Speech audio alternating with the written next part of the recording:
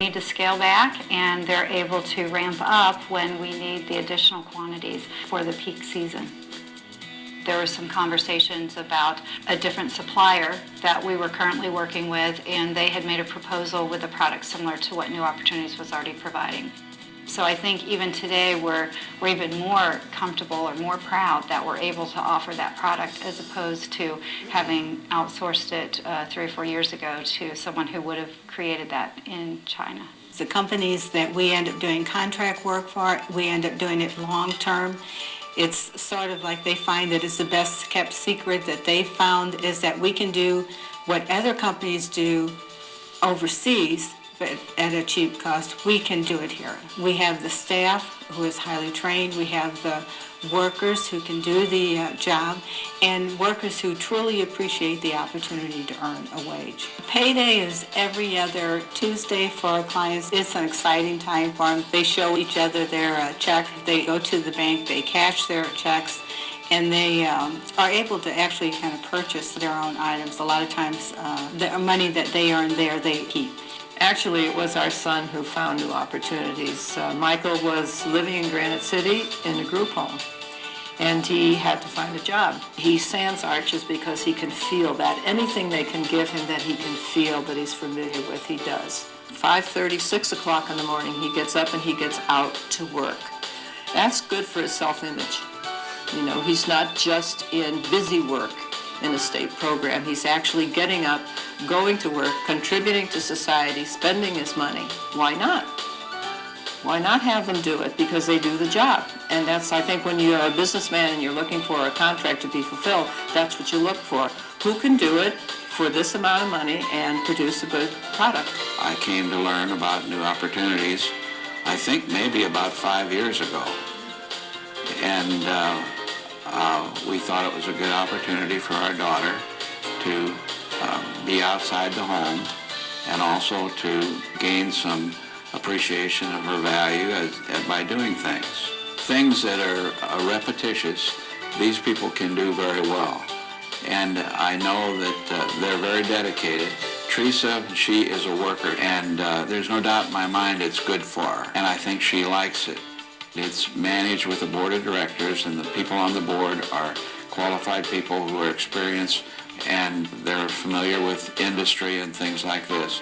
So they would be working with a quality group of people who would put out a good product.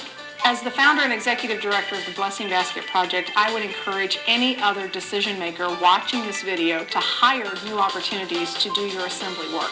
You're going to find that they are fast, they're efficient, they are very competitive from a business standpoint, and they are a great group of people to work with, and they are going to pay attention to your business needs and customize the work to meet your demands. But I would tell somebody that they are efficient, that they are competitive, that their quality is excellent, and that we would use them for any sub-assembly or assembly work that they felt they had the capability to do.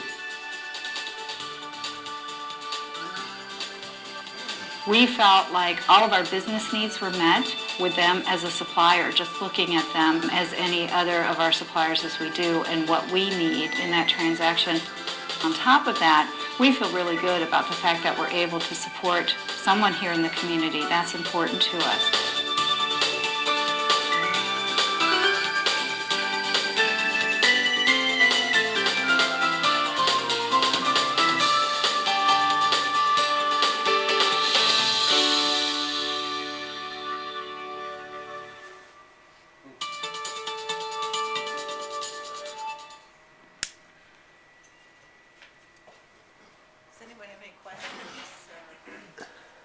Do you run just one shift a day, or?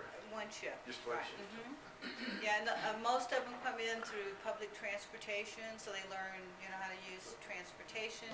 We do a lot of social training too. As we took a group to Springfield on the Amtrak to go to the Speak Up and Speak Out Summit, which helps them learn to advocate for themselves. So we do, a wide range of training. So do most of them live at home then, or some of them are in residential developments? Most of them live at home, and then we have 60 clients that work for us, and then I would say maybe about 20 live in group homes, but most of them live at home, so. Rick had alluded that he was on the board of directors. Can you tell me how this thing is governed? How many people on the board? What does the Well, board do? we have a 9-member board, Okay. and they deal mainly with policy, ensuring that, you know, all the policies meet the standards of the state. We're funded by the Illinois Department of Human Services, and we're funded by Madison County Community Mental Health Board too. So, so we have to kind of follow all of their things. We're also regulated by the Department of Labor. So we pay our clients a commensurate wage, so they're paid on their ability. You know, offhand, roughly what the ratio is between the grant type funding versus the enterprise funding that you generate from sales of products? The majority of the funding to keep the place going, to pay the bills and staff and that, comes from the state. Okay. But the state used to have a grant, and in fact, this is the first year that they're really eliminating those grants. They used to give you X amount of dollars, and then you could serve as many people as you could, you know. But now it's switched to fee for service, and that's because the state gets reimbursed by the federal government half the cost per hour. So all of our clients, as of January 1st, will be on fee for service. So if they don't, you know, if they miss the day, you don't get paid. So you just pay for the service. So. And is all the work done at the site, or Well, do you deploy out to, yeah, if somebody needs? most of it is because we have to have the staff there who are I see. direct support persons I see. certified, so they know how to handle behavior problems and things. But I forgot what he was asking me to see about. I was just wondering if almost all of the work they did was on the There, site right. versus. But we do have a couple places that we take some of the clients out that do janitorial work. I So see. they'll clean the office and that, so. But that's what, we would do that more if we had more staff that could go out.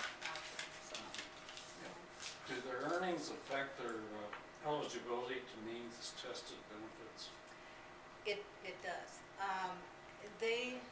Almost all of them have SSI or Social Security disability, and they're able to earn $85 per month, and then after that, for every $2 earned, Social Security takes $1.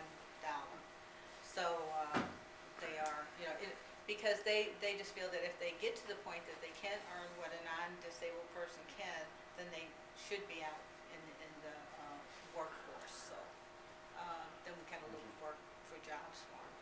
But most of our people, you know, just to maintain the daily workshop setting is hard for them. You know, so.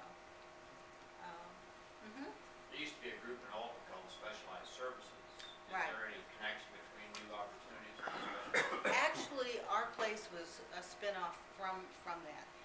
There was a group of parents years ago in 1973 that their adult children were going there, and they wanted a different kind of place, and they wanted a place that was smaller. So like we have 60 clients now, and Specialized Services, which is now called Challenge, I think they have around 400. So some of the parents wanted more one-on-one, you know, a smaller type environment. So. Your clients need a referral? Actually, when they come to us, we send them to Developmental Disability Services in Belleville, and they evaluate them and see if they qualify for it. Then you have to be put on a waiting list and hope that funding comes through.